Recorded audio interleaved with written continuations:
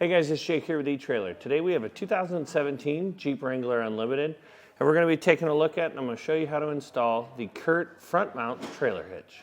Now there's a few different reasons of why you might want to add a front mount trailer hitch to the front of your Jeep Wrangler. And those are, maybe you want to haul a bike rack or a cargo carrier, a front mount winch that goes into the hitch receiver. We've got some smaller snow plows on our website that a lot of people like to use Wranglers for, to plow snow. You can use it for a recovery point because it does have a straight line pull rating. There's all kinds of different reasons, but regardless of your reason, we're going to show you some more of the details. Now this hitch is going to come with your standard 5/8 inch hitch pin hole to be able to hold your accessories in place. The hitch does not come with the hitch pin and clip, but we've got plenty on our website, or if you have an accessory, chances are you already have one.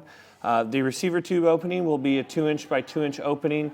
That is going to be great because most accessories out there on the market are going to be that same size. So you don't have to worry about finding a weird size like 1.25 inch or a 2.5 inch accessory because the 2-inch is going to be the most common. You will have a nice gloss powder coat finish on it to help resist rust and corrosion and to look really good on the front of your Jeep. Now some measurements so you know what you're getting. From the ground to the top inside of the receiver tube is about 18 3/4 inches.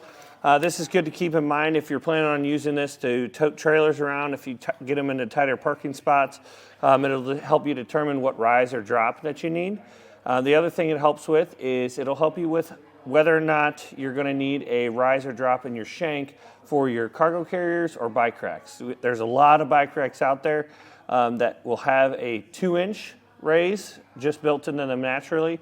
Most cargo carriers will, unless you get one that doesn't have hardly any features on it. Those might be a straight shank. Now because we're mounting this hitch on the front of our vehicle, we want to be sure to give you a ground clearance measurement because this is going to be decreasing the ground clearance of the front bumper.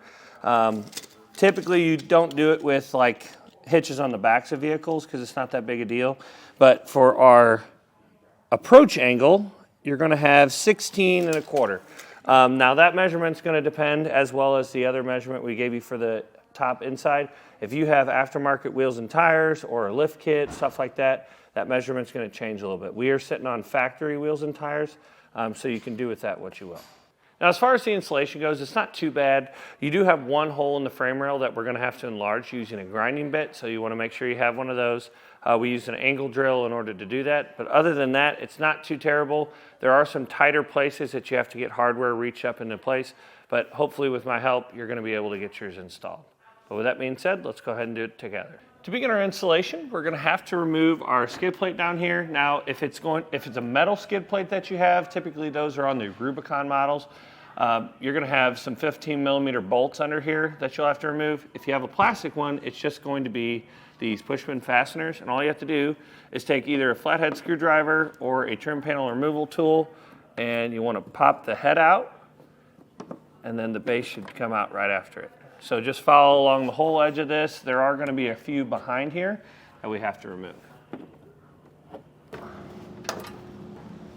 Now before we get our hardware run in place, I'm going to lift the hitch up and get it between our frame rails. I've installed hitches on these before, and this style is a really tight tolerance to be able to fit in here. So we shouldn't need the hardware to help us hold it in place. So you want to rotate it up and in, get it lined up. And the reason why the hardware going in first is more difficult is all because of the fish wires. The fish wires is just enough to be able to not have enough space. Just this little piece of metal is enough to make it really, really difficult to slide that hitch up. So what we can do is we'll get our hitch lifted up, try to get this hardware in the bottom of our bumper first, so it kind of holds it in place, and then we'll come back and do the 2 side bolts. Now we're going to take one of our hex bolts, go up through the bottom of our hitch receiver. Then we'll take the spacer block with the round hole and a flange nut and go on the top side. Put that spacer block on top of our nut. Seems like we have some wiring that might be in the way. Push that out of the way. Put our spacer block on and then thread on the nut. Now with our hitch being supported, we'll take our fish wire with our spacer block with the square hole in it and our carriage bolt, and fish wire that through the bottom hole. You want to leave that front hardware loose until we get that bolt pulled through, just like that. We can take the fish wire off, follow it with a flange nut. Now we'll need to take the other set of hex bolts and our handle nuts, and the handle nut is going to go up in the inside of our frame here, and you just need to find the closest hole to be able to access it. And I think this one right here will work. And we're going up for that second hole on the top. So we'll reach up, hold that there, and then go through our top hole. And you can kind of look up inside the frame rail to see where you're lining it up and get that to thread into the handle nut. Now we're going to come back with a 19mm wrench and tighten up all of our hardware.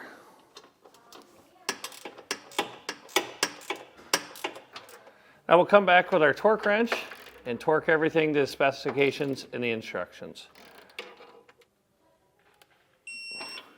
Now that is going to do it for the installation. The only thing left to do if you want to put it back in place is to trim our front skid plate and then put it back up into place. My personal opinion, I don't know that I would put it back up. It does kind of help to cover some of the stuff. Now keep in mind, we're underneath the vehicle. If you're standing up looking at it coming down, you're probably not going to see a whole lot of difference between having the skid plate on and not. But it's really up to you on what kind of look you're going for. Well guys, hopefully this video helped you decide whether or not the CURT front mount trailer hitch is right for you in your 2017 Jeep Wrangler Unlimited.